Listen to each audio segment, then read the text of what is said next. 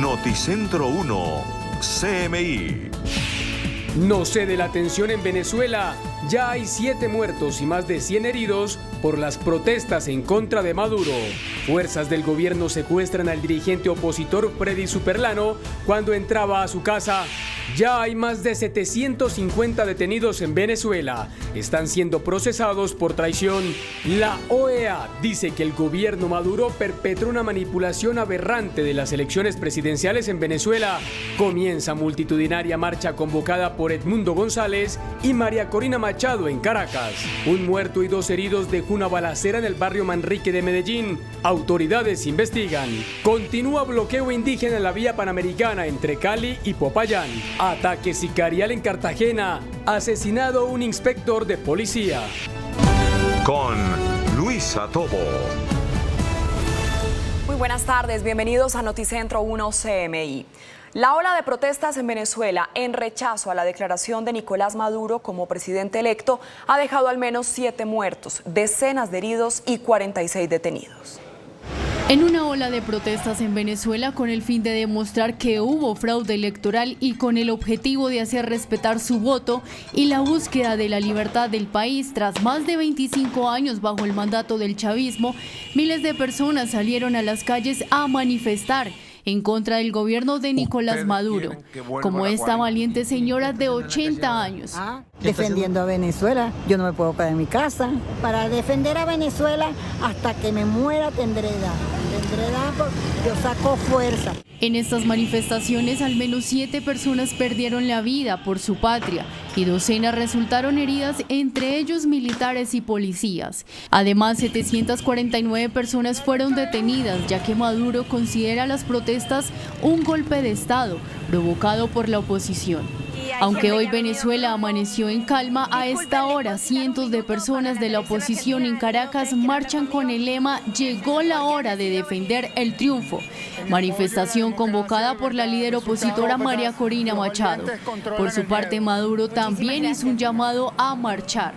Entre tanto, en un discurso, el fiscal Tarek William Saab sostuvo que en el país no hay protestas, hay focos de violencia para agredir y crear un caos, y prometió persecución contra el terrorismo e incitación al odio. Además, acusó a los opositores de intentar escalar la situación a nivel nacional para justificar una intervención internacional y afirmó que la situación era una especie de embrión de guerra civil. Por otro lado, Machado en su cuenta X publicó el enlace para que puedan ser verificadas las actas de cada mesa de votación correspondiente a la elección presidencial de este domingo y demostrar que su partido político fue el ganador. Aunque el régimen de Maduro bloqueó la web, la pudieron restablecer. Represión contra la oposición. El Partido Voluntad Popular de Venezuela denunció el secuestro del dirigente opositor Freddy Superlano. El partido político opositor venezolano Voluntad Popular denunció el secuestro de su dirigente Freddy Superlano y sus 2 colaboradores. En las imágenes quedó registrado el momento en que llega una camioneta de color plateado y aborda la camioneta negra en la que se transportaba Superlano. Hombres armados vestidos de negro abren las puertas del carro y los bajan a la fuerza, los empujan y los suben al otro carro. Como pueden ver en pantalla, uno de los opositores lanzó su celular, pero fue recogido por los secuestradores. Además, se llevan la camioneta de Superlano. Entre tanto, las personas que grabaron el hecho les gritaban: "Suelten los asesinos, los estamos grabando", pero pese a ellos se los llevaron. Superlano fue diputado de la Asamblea Nacional que ganó las elecciones legislativas en 2015, cuyo periodo se extendió desde 2016, cuando fue instalado el Parlamento, hasta 2021. La Organización de Estados Americanos concluyó que el gobierno venezolano perpetró la manipulación más aberrante en las elecciones presidenciales. Un informe de la Organización de los Estados Americanos señaló que más de 10 hechos imposibilitan otorgarle reconocimiento democrático a las cifras oficiales que difundió el Consejo Nacional Electoral venezolano y que le otorgan la victoria a Nicolás Maduro.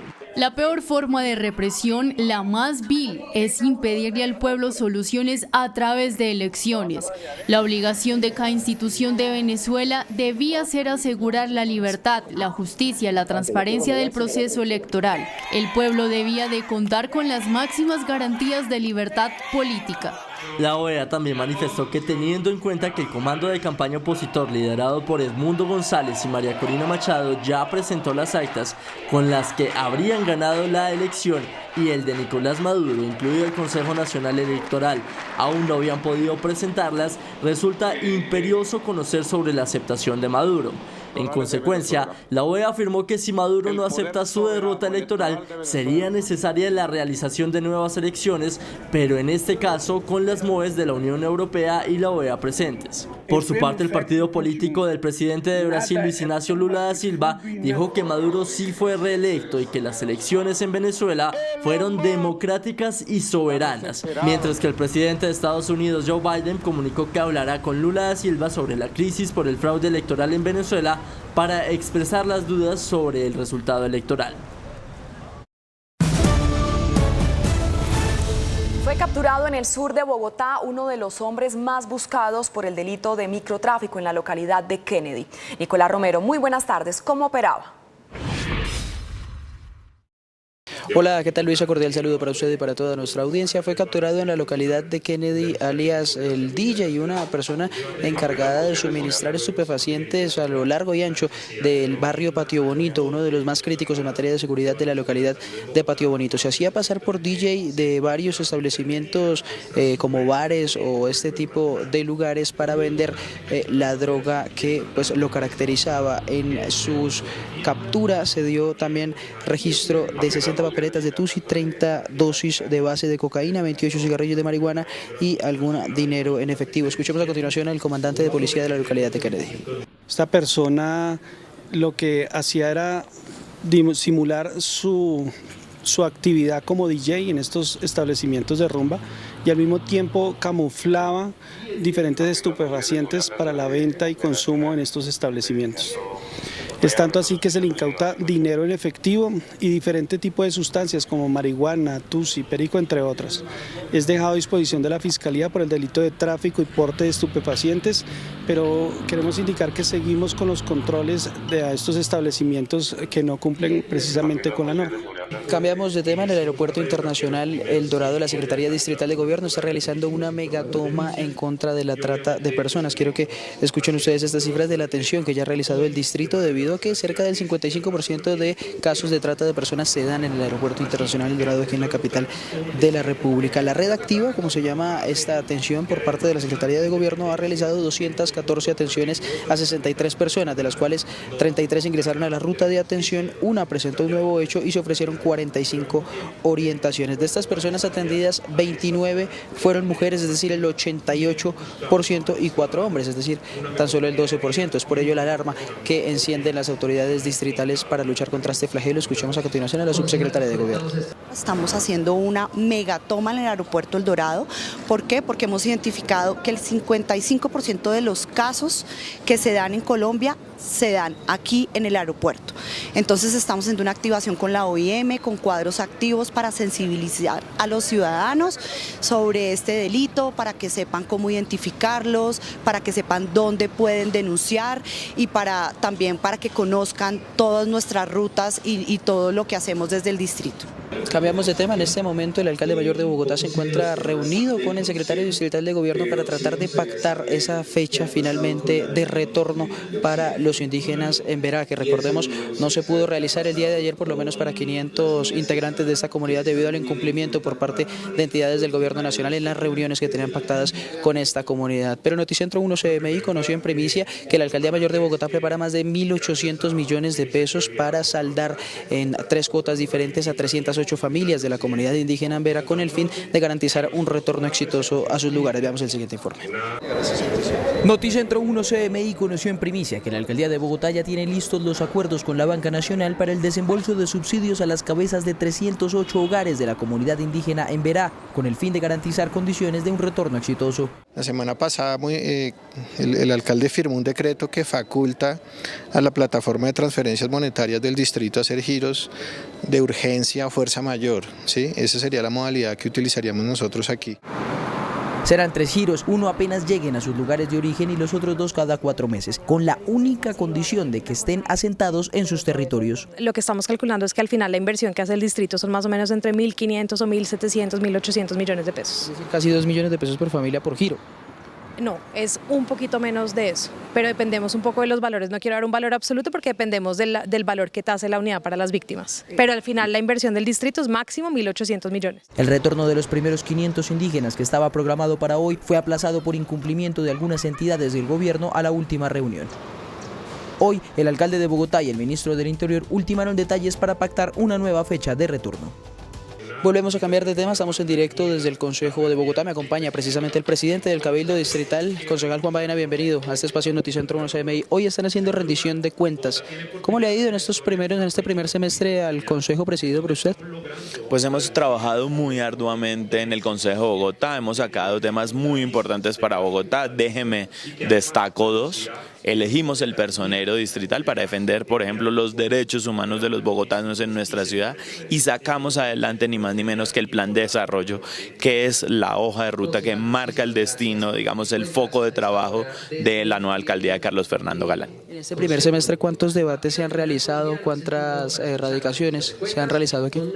Se han presentado más de 500 proyectos de acuerdo en el Consejo de Bogotá. De esos le hemos entregado a la ciudad 8 acuerdos distritales en este primer semestre. Además también hemos aprobado más de 220 proposiciones de debates de control político. Recordemos que el control político es la más importante de las funciones del Consejo de Bogotá y solo en plenaria.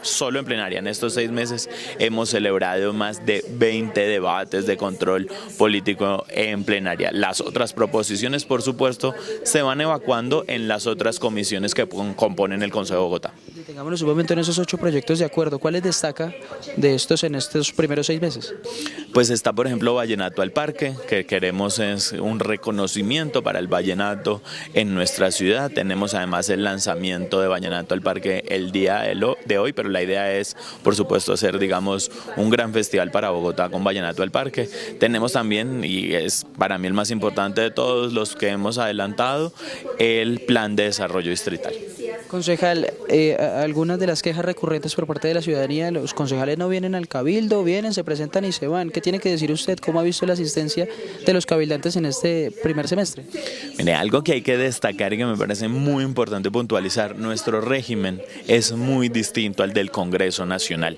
A nosotros solo nos pagan por las sesiones. Si un concejal no asiste a la sesión, no se le paga ese día la sesión.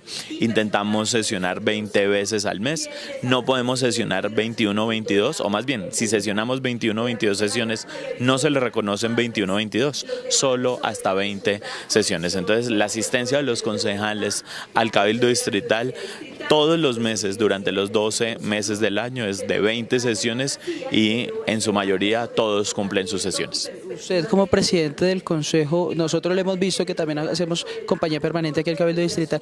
Le pongo el ejemplo del concejal Ángelo Schiavenato. ¿Qué pasa con él? Él continúa aquí en el Consejo, la verdad no se ve.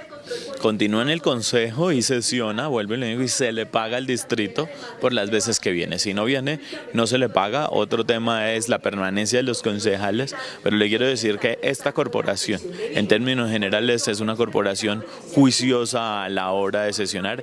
Es la corporación, es decir, ese cuerpo colegiado que más sesiona en el país y habla, por supuesto, bien del trabajo que hacen los concejales. Hay una parte de nuestro trabajo que no se ve aquí. Es, por ejemplo, la gestión. Los concejales hacen mesas de trabajo, van a la comunidad, la visitan, intentan resolver problemas, acuden entonces a la ciudadanía y a la administración para resolver esos problemas y por ese trabajo aquí, por supuesto, digamos, no se paga. No hay reconocimiento en horarios. Ese es un trabajo que hacen los concejales en su tiempo libre. Estaremos entonces muy atentos, concejal Baena, muchísimas gracias por este espacio a lo que se desarrolla aquí en esta rendición de cuentas en el Consejo de Bogotá, información que ampliaremos por supuesto en nuestra emisión central. Por lo pronto me despido desde el Cabildo Distrital, Nicolás Romero, Noticentro 1 CMI. Nicolás, muchas gracias. Un muerto y 2 heridos dejó una balacera en la comuna 3 Manrique de Medellín. Hernán Muñoz, muy buenas tardes. ¿Quiénes son las víctimas? Luisa, ¿qué tal? Buenas tardes para usted y para todos los televidentes. Hasta el momento las víctimas no han sido identificadas. Todo ocurrió precisamente en la Comuna 3 de Medellín. Las autoridades ya anunciaron una captura.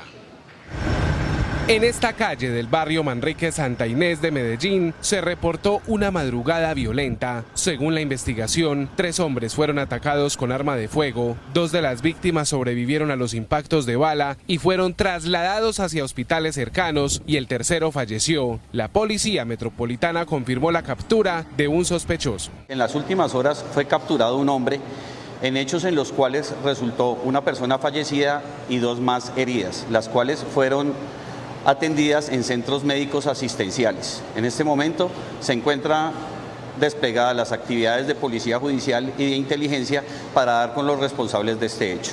Por ahora, las autoridades no han revelado la hipótesis del ataque. Este año se han reportado 8 homicidios en esta comuna. El año pasado fueron 16, con una reducción del 50%. Y las autoridades también confirmaron el asesinato de una mujer trans en el barrio Boston de Medellín. Se trata de Verónica Dantes, quien según las autoridades fue agredida primero a golpes y luego recibió un ataque con arma blanca.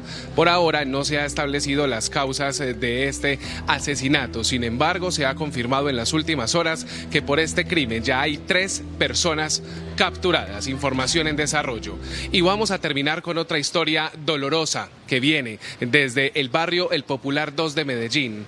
Una mujer de 22 años que salió de nuestro país a buscar el sueño americano murió en extrañas circunstancias en la frontera de México con Colombia. Su familia está pidiendo ayuda y le están pidiendo al gobierno que por favor les permita repatriar el cuerpo, un costo que está por encima de los 20 millones de pesos. Michelle Andrea Agudelo Flores viajó desde Medellín hacia Cancún para comenzar una travesía y lograr el sueño americano. Luego pasó por Tijuana y a punto de llegar a Estados Unidos perdió el contacto con su mamá. Me dijo que iba a pasar la frontera, que nos amaba mucho y no habíamos vuelto a saber de ella hasta que este sábado 27 nos dijo unas primitas empezaron a indagar, a consultar y la encontraron en una página, en una noticia de allá de México, donde la habían encontrado muerta. A Liliana, su corazón de madre le dice que su hija no sufrió un infarto y pidió a las autoridades que investiguen. Desde el barrio El Popular 2 de Medellín, afligida y triste, dijo que ella se fue a cumplir un sueño familiar. Eso es algo inexplicable, inexplicable. Es un dolor muy grande. Saber que no sé por qué la dejé ir, que yo hubiera tomado esa decisión así tan aceleradamente. Es una impotencia. Su hermana también habló en Noticentro 1 CMI. Era ver a mi mamá bien. Nosotras dos siempre quisimos ver a mi mamá bien, ayudarla mucho. Y pues ella decidió irse para poder hacer eso realidad. La familia pide ayuda para cubrir los gastos de la repatriación del cuerpo de Michelle, que está por encima de los 20 millones de pesos. Y para ello habilitaron la cuenta ahorros Bancolombia 10 12 30 35 242. Por lo pronto esta es toda la información que entregamos a esta hora de la tarde. Hernán Muñoz, Noticentro 1 CMI. Hernán, muchísimas gracias. Hacemos una pausa en Noticentro 1 CMI y al regresar espere. Ataque sicarial en Cartagena, asesinado un inspector de policía. Ya volvemos. Familiares de una mujer denuncian su secuestro en zona rural de Jamundí. Hombres armados la habrían raptado de su finca. Valentina Villegas tiene los detalles de esta situación. Valentina, buenas tardes. Luisa y televidentes, muy buenas tardes. Pues 5 días completa esta familia sin conocer el paradero de la mujer, de quien les preocupa grandemente su estado de salud. Hasta el momento ninguna autoridad competente se ha pronunciado públicamente sobre este secuestro. Sí, perfecto. La incertidumbre, la angustia y la preocupación desde el pasado viernes 26 de julio se han convertido en el panorama para Pablo César García, luego de que fuera informado de que su madre, Marta Lucía Granada, de 71 años de edad, fue secuestrada en su propio terreno ubicado en zona rural de Jamundí. Mi madre hacia el mediodía del viernes 26 de julio se dirigió a la zona de Puente Vélez, es un corregimiento de Jamundí Valle, donde ella tiene un predio. Al parecer algunas personas estaban invadiendo el terreno. Mi mamá quiso hablar con ellos pues, de una manera pacífica para saber por qué lo estaban haciendo, sabiendo que era una propiedad privada. Al momento de su llegada fue abordada por más de 5 hombres armados, sin ningún instintivo de Fuerzas Armadas, la cual raptaron y a la fecha no tenemos conocimiento del paradero de mi mamá. Aunque las personas que la raptaron no se identificaron como miembros de algún grupo armado, a sus familiares les preocupa la integridad de la mujer, quien padece graves patologías de salud. Mi mamá está próxima a cumplir 72 años, tiene temas pendientes incluso de cirugía, reemplazo de rodilla, tiene un tema de presión alta, debe tomar un medicamento que es losartán tanto en la mañana como en la noche, tiene problemas gastrointestinales y pues según me acaba de informar mi hermana también, estaba padeciendo fuertes temas de gripa y que le afectaba mucho a los pulmones. Hasta el momento ni su hijo Pablo ni ningún familiar de Marta Lucía han recibido ningún tipo de llamadas extorsivas o exigencias económicas por su liberación, por lo que piden celeridad en la investigación a las autoridades. Pido por el bienestar de mi mamá, su liberación. No solamente es una madre, es una abuela, es una esposa, es una hermana, es un miembro de la sociedad que no le hace mal a nadie. Al contrario, en su buena fe ocurrieron las cosas, en creer que con la decencia nadie pelea, la llevó a creer que era confiada, pero en pensar en que los seres humanos somos buenos. En lo corrido del presente mes, 3 personas han sido secuestradas en el municipio de Jamundí, causando una profunda angustia a la comunidad de esta localidad, que en lo corrido del año ha sido víctima incansable de la violencia que azota al municipio. Y en otras noticias fue aprehendido en las últimas horas Andrés Felipe Borges Olaya, de 19 años de edad, señalado de participar en el secuestro y tortura de 5 miembros de la Policía Nacional durante el paro del año 2021. Además, habría participado en el hurto de sus pertenencias y en la incineración del vehículo donde se movilizaban. El sujeto, que fue capturado mediante orden judicial en una vivienda del barrio La Concordia del municipio de Palmira, deberá responder por los delitos de secuestro simple, hurto calificado y agravado, tortura agravada y daño en bien ajeno.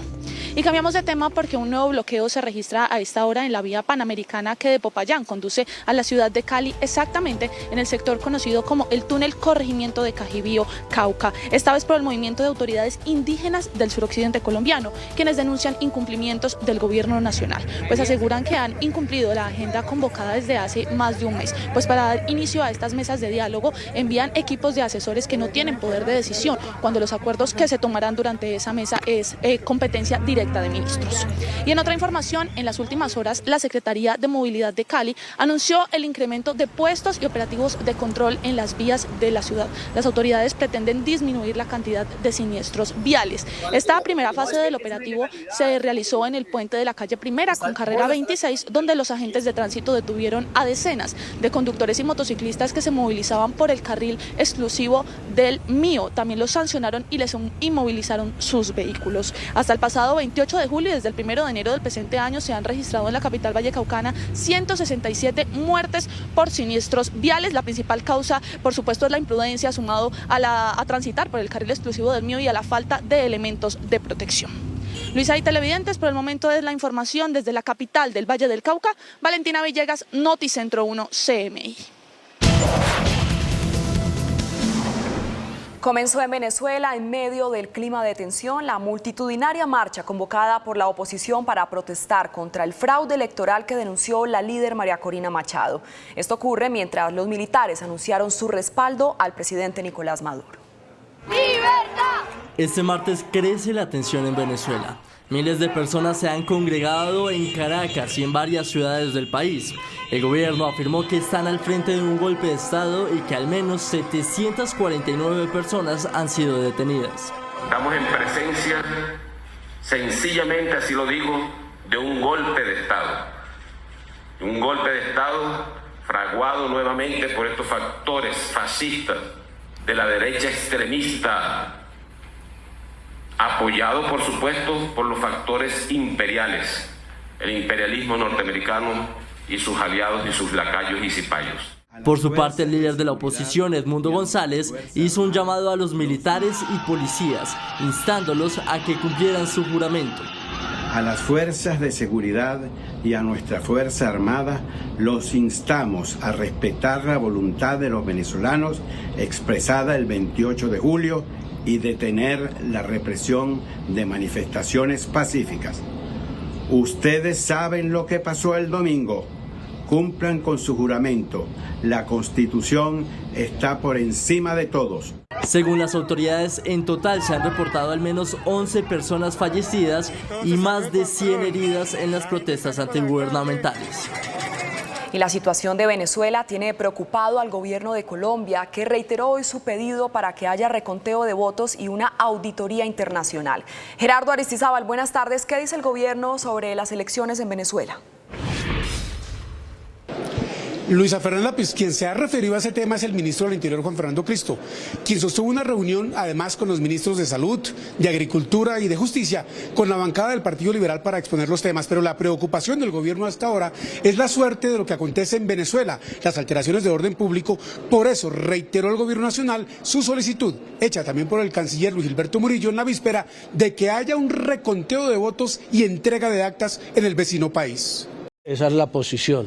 Yo creo que la única manera de garantizar convivencia y tranquilidad en Venezuela, de respeto a los resultados que reflejen la voluntad del pueblo venezolano el día domingo, es que haya total transparencia y claridad para que el proceso tenga legitimidad.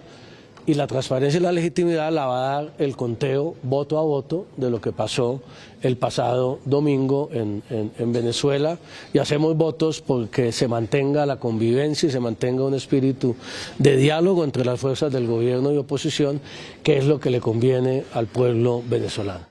Y la viceministra de Relaciones Exteriores y Asuntos Multilaterales, Elizabeth Taylor, también habló sobre la preocupación que tiene el gobierno colombiano por la suerte de Venezuela. Por supuesto, se hace un llamado para que a la mayor brevedad posible se proceda con el conteo total de los votos, su verificación y auditoría de carácter independiente. Los resultados electorales de tan importante jornada deben contar con toda la credibilidad y legitimidad posibles para el bien de la región y sobre todo para el pueblo venezolano. Luisa Fernanda, y estamos con el presidente de la Comisión Segunda del Senado. Esta es la comisión que trata los asuntos internacionales y de seguridad nacional, el senador José Luis Pérez.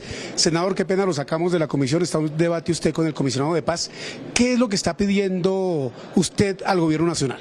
Bueno, como presidente de la Comisión Segunda, pero también como miembro de la Comisión Asesora de Relaciones Internacionales de Colombia, las Relaciones Exteriores, he solicitado al canciller y al presidente de la República, Gustavo Petro, que convoque la Comisión Asesora de Relaciones Exteriores de Colombia para que no se pronuncie el gobierno de Colombia, sino que se pueda pronunciar la Comisión Asesora y en ella el pueblo colombiano. Yo acompaño la solicitud del canciller de una verificación de actas y votos, pero ¿quién la va a adelantar? ¿Quiénes van a ir a esa verificación? Debe ser concertada con la oposición y con el gobierno, para que no haya derramamiento de sangre hoy en Venezuela. Estamos en momentos muy tensos en donde lo único que se le puede ofrecer al pueblo venezolano es un acompañamiento en la transparencia, verificación de actas y conteo de votos. Expresaba usted también su inquietud porque puede venir una ola de migrantes muy grande debido a lo que acontece en Venezuela. Por supuesto, debo recordar que más de 7 millones de venezolanos están en la diáspora, cerca de 2.150.000 están en Colombia. Si ocurre algo lamentable, seguramente van a llegar otros 2 millones de venezolanos a Colombia, y Colombia no está preparada para atender ese fenómeno migratorio que sería de permanencia o de paso. El senador José Luis Pérez, muchas gracias por estar en Noticentro 1 CMI. Pues la preocupación del Gobierno Nacional y del Congreso de la República, el presidente de la Comisión de Relaciones Exteriores, sobre la suerte de lo que acontece en Venezuela. Desde el Congreso de la República, Gerardo Aristizábal, Noticentro 1 CMI. Gerardo, muchas gracias. En otras informaciones, las autoridades colombianas y españolas ubicaron en Bogotá a uno de los narcotraficantes más buscados en el mundo. Alias El Profesor fue sorprendido haciendo tránsito en la capital. Steve Luengas tiene los detalles. Steve, buenas tardes.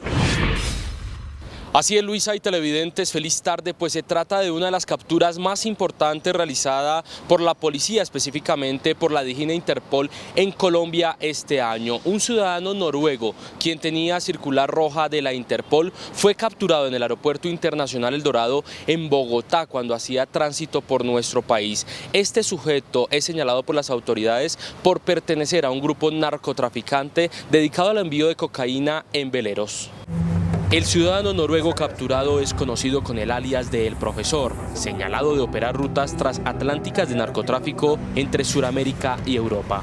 En la operación que se llevó a cabo en el Aeropuerto Internacional El Dorado, fue retenido además el hombre de confianza de este sujeto, alias El Profesor. Juntos eran solicitados a través de notificación roja de Interpol. Identificado como Pasoki Farad, alias El Profesor, quien sería responsable de liderar la mayor organización de narcoveleros en el mundo. Según distintas agencias internacionales, este sujeto tenía alianzas criminales con el denominado Clan del Golfo y carteles mexicanos. Su trabajo en la organización era coordinar la producción de estupefacientes y el traslado en veleros de Sudamérica a Europa. Una operación coordinada con la policía española. Agentes encubiertos identificaron un total de 10 embarcaciones que la organización tenía habilitadas para las narcorrutas y que tenían diferentes bases de operaciones, como en España y Sudamérica. De alias El Profesor se conoce que hace parte de una familia adinerada de Noruega y que ha sido capturado por lo menos en 40 ocasiones por diferentes delitos. Una trayectoria criminal de más de 20 años en el narcotráfico. Se investigan sus conexiones con el denominado Cartel de los Balcanes.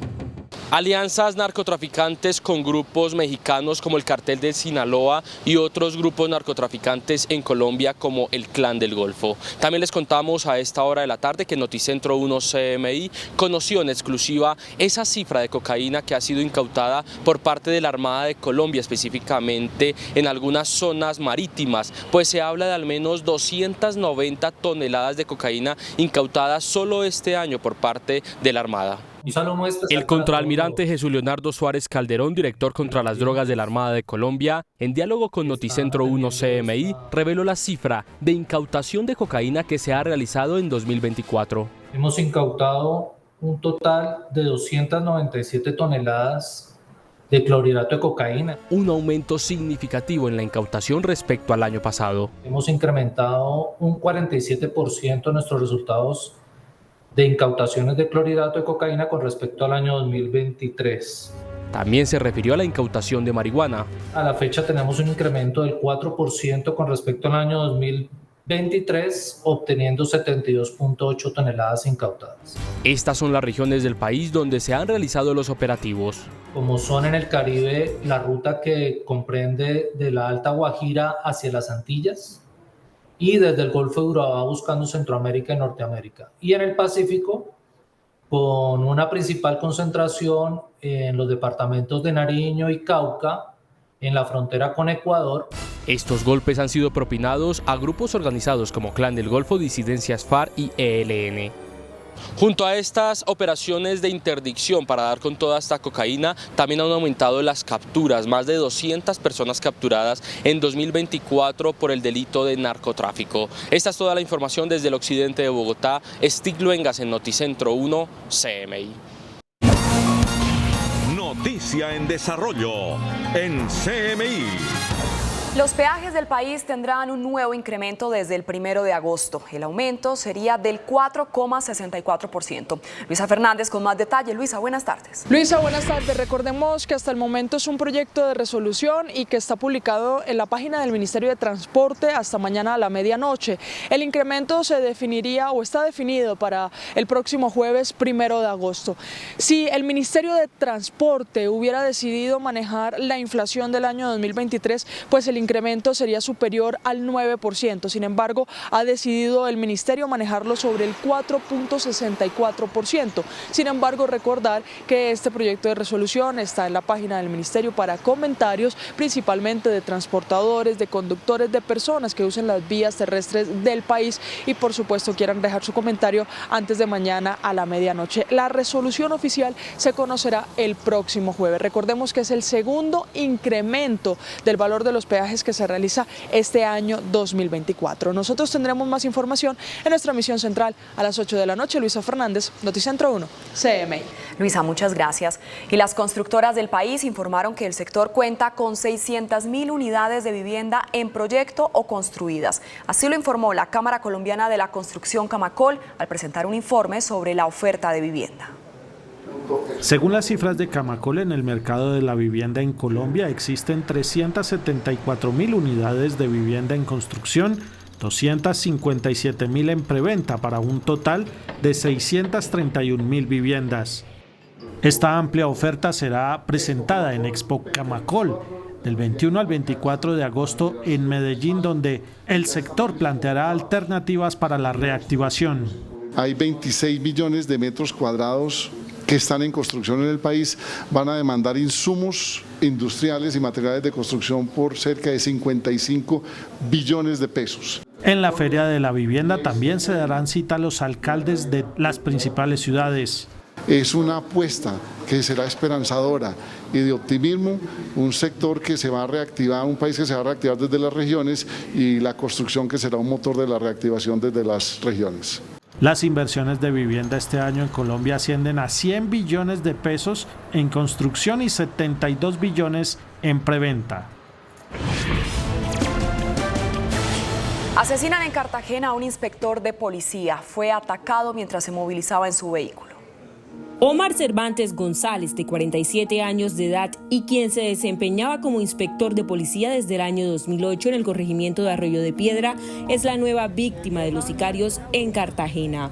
El funcionario fue atacado en el barrio El Pozón mientras se movilizaba en su camioneta. En este momento los actos urgentes los realiza la Policía Judicial de la Policía Nacional. Se han recolectado varios elementos probatorios, se está haciendo una trazabilidad de los videos y sí, ya tenemos una imagen.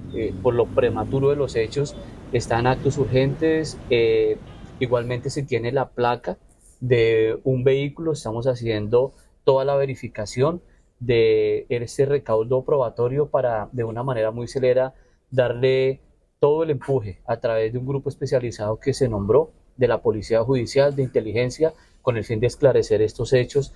Tras el hecho, las autoridades iniciaron un plan candado para dar con el paradero de los responsables y ofrecieron una recompensa. Por instrucciones del alcalde y en cabeza de la Secretaría del Interior, estamos ofreciendo una recompensa de hasta 10 millones de pesos para las personas que sirvan con su información a esclarecer estos hechos, que den con la captura de estos homicidas de este servidor público. Este año ya son 153 personas asesinadas bajo la modalidad de sicariato, de los cuales 30 han sido en el mes de julio. Policía y Fiscalía integraron un equipo especial de investigadores tras un ataque armado en Malambo, en el que murió un joven y otras 8 personas resultaron heridas. El barrio Lluvia de Oro fue el escenario del ataque armado de desconocidos en el municipio de Malambo. Hombres armados en camioneta llegaron y dispararon en repetidas ocasiones contra las personas que se encontraban en la terraza de la casa. Entre los heridos hay un menor de solo 8 años de edad que fue alcanzado por una bala perdida. Frente a los hechos ocurridos en el barrio Lluvia de Oro del municipio de Malambo, donde pierde la vida una persona y 8 personas resultaron lesionadas por proyectil de arma de fuego. Aún las autoridades no precisan cuál sería la causa de este ataque armado. La Policía Metropolitana de Barranquilla dispuso de forma inmediata un grupo investigativo y de inteligencia con el fin de esclarecer estos lamentables hechos y dar con la captura de los responsables. En primera instancia, los heridos fueron remitidos al Hospital Juan Domínguez Romero de Soledad y luego trasladados a centros asistenciales de Barranquilla.